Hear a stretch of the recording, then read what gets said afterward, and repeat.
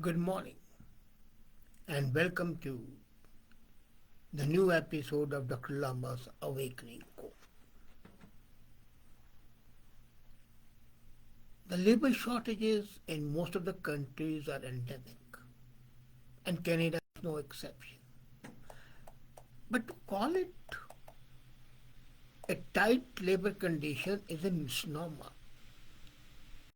Tight is not an appropriate adjective as far as the shortage of the labor is concerned because the labor shortage here is humongous and it's at all levels. The top companies all over are complaining that they don't get appropriate labor. The problem is that it is a different issue. We assume that there is a shortage of labor. Then, if you have read the newspapers, Google, Microsoft, Twitter, they are releasing hundreds and rather thousands of people every day, 10,000, 14,000, 12,000. But still, the real labor is not there. The problem is there's a gap between the required one and what is available. Is there any quick fix? Yes, there is. But the policymakers use this labor shortage as an excuse. The problem could have been fixed by now, as we know it. For at least 2 decades, we have been this mind. So what are our options?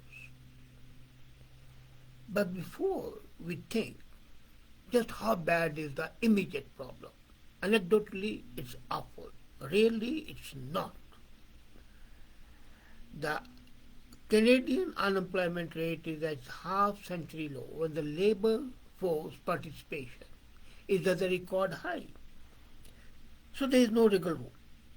But is Canada the only country suffering from the labor shortage? No. You have to look at it. And again, the same issue. On the one side, because of the recession and because of the artificial intelligence, more and more people are being thrown out. But if you look at the unemployment rate, despite this people being thrown out, the unemployment rate are at the historically low level since the late 1960s, my time. The problem is big and bad now. The answer is it can be done, provided the government thinks that. Immediately the politicians think that immigration is the sole answer. Is perennial Canadian silver bullet. And that's why Liberal government of the day has increased the immigration to absolutely high level. Shocking. 1.5 million in 3 years. In a typical year, we used to have 26,000 people in labor. And now the estimate is 400,000. But the problem is from where is this labor coming? Apart from the war and the refugees, they are coming from those countries which are now becoming economic tigers like India. So the inflow might be reduced. It's a noble aim. But then the people who come, are they really suited to it? When they come, I have seen them. The doctors don't become the doctors. The lawyers are not the lawyers. The advocates are not advocates. Most of them are becoming real estate agents, cab drivers. Not that there's anything wrong with that, but the sort of the labor that we have. And then everybody who comes, he feels shy of working where the shortage is really there. So, along with immigration, Canada, if it really wants to solve this labor shortage issue, is the accreditation. To be sure, the annual immigration numbers are impressive, but less impressive is the integration of the immigrants into the economy. That's the biggest problem. Professional accreditation is often a considerable hurdle. We know that. We have heard the stories. People not using the skills and doing something which has no relevance. And I call that skill atrophy. Skills are deteriorating, they are being misused or rather not used. So, what we need is development of transnational standards and accreditation protocols. And that means the fast tracking skilled immigrants. That would go a long way in accelerating engagement in multiple professions with the needs of the greatest. For example, medicine. Look at it. The wait time for a knee replacement is about a year or so. Imagine you are in Lagos in Nigeria and you break a leg there. Would those people wait for a Canadian doctor to go there to test the week? No. The local doctors would do just fine. And so what's wrong with the local doctors coming here who are accredited, who are experienced, who are capable, qualified, that they come and start practicing here? Why the accreditation issue? 3 years, 2 years, residencies and what not? That's a problem. We assume that our accreditation levels are the best. While they might be, but there's no substitute. There should not be a slur on the other accreditations. We should accept, say, the accreditation by the Indian Medical Council if the doctor is practicing there. And I know one case, he was the president of the Delhi Medical Association and he couldn't practice here. Second, apart from accreditation, is the education. All skilled Canadian graduates from our education institutions every year, all kinds. And every year many of them complain that they can't find the jobs. And that is because the education does not match the needs of the economy to seats in the programs. And that's what happens. The foreigners who come, the immigrants who come, they are educated in a different way. So, what you need is to reveal gaps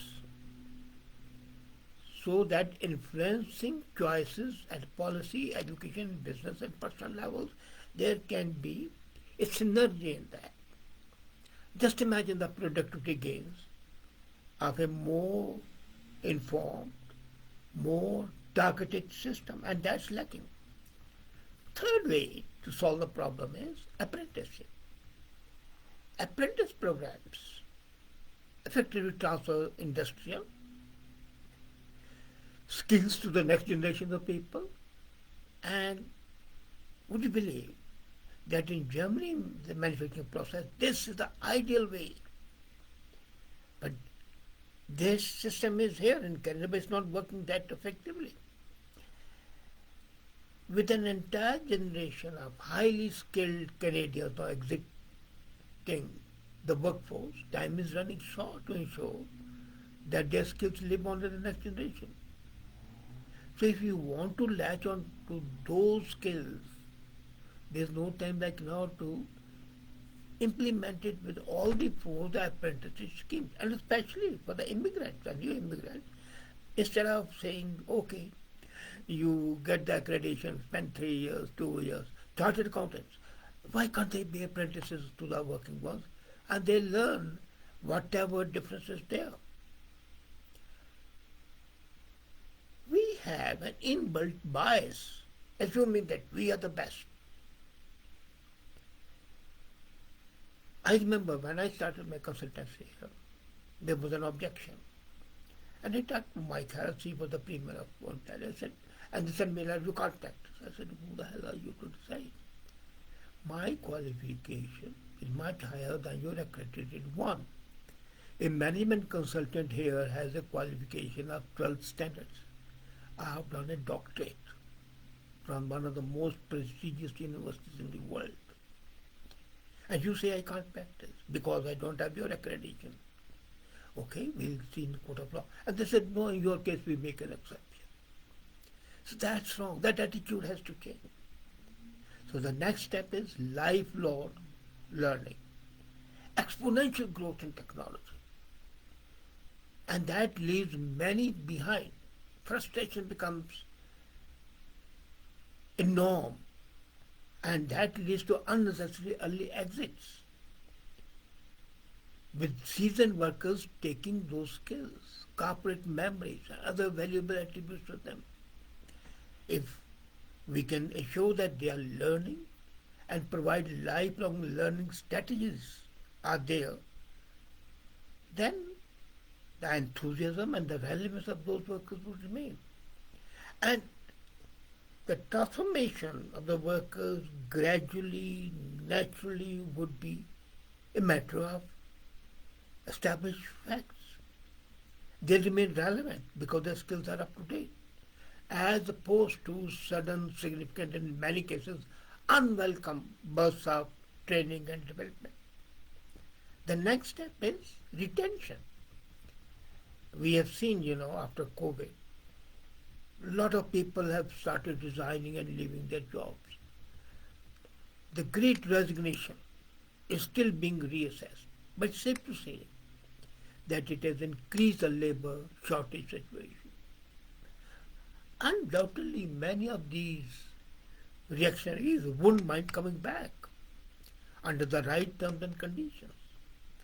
So why don't we try to retain them or make the service conditions congenial?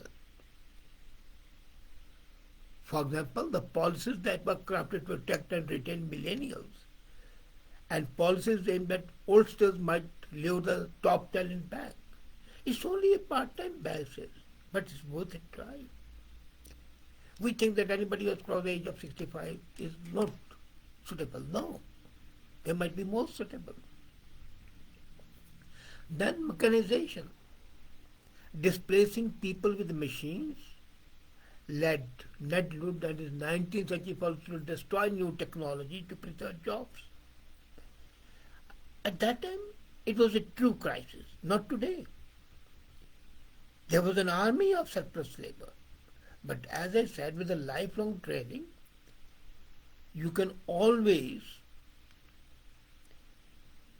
ensure that the latest skills are there. The ranks of the workers are so thin that machines can effectively replace people who don't exist.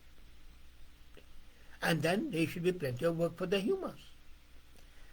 And another, internationalization. Now, internationalization is a contrast to immigration that involves importing labor without forcing people to uproot their lives. Why should I come lock, stock and barrel? Today's geopolitics has solved this option, I agree. Technology makes it possible. If you are having a remote working and you hire a software engineer, why should he come from, say, India to Canada? Let him work remotely in India, in his hut and home, and you pay him. The technology has made it possible to engage and effectively manage a labor force halfway around the globe in population-rich locations. That will stop your headache of the migration, and the people would be happy. And the long-term sustainability requires labor-intensive industries to take this approach. Or those companies which go in remote working, they'll be gainers. But then, why it's not being done? Because it's robbing the politicians of the photo ops. But often it is what keeps the lights on. Now the recession is there. And let's not forget, there is nothing that frees up talent like the less economic activity. With economic downturn be looking more severe than elsewhere here in Canada, here's an opportunity. As I said, every problem is ultimately an opportunity.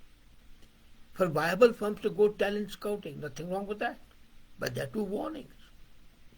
There is risk of international employees will also prey on the Canadian talent, and that an economic lull would cause us to take our eyes off the list of long-term remedies. Labor shortages are a reality that must be addressed. And recession would buy us time to get ready for the next labor crunch. The list likely goes on, but enough in this one to keep business and policy makers. Let's not forget, getting the real remedies is critical. The future viability, the economic viability depends on that. The issue is, are we capable of handling that? Are we willing to face it? And the innovative example like internationalization and others which have been implemented in embryo, why can't we do that? We don't have to invent the wheel. It is there. We have to use that wheel. And we are hesitant about using it because of the inherent inbuilt resistance to change. If we adopt these 6 methodologies which I have recommended, you can be sure there will neither be a shortage nor would we have to pay through our nose. The cost of immigrant training is much higher than the cost would be in internationalization. Let's hope sense dawns on the policy makers and this issue can be sorted out, the sooner the better. Thank you.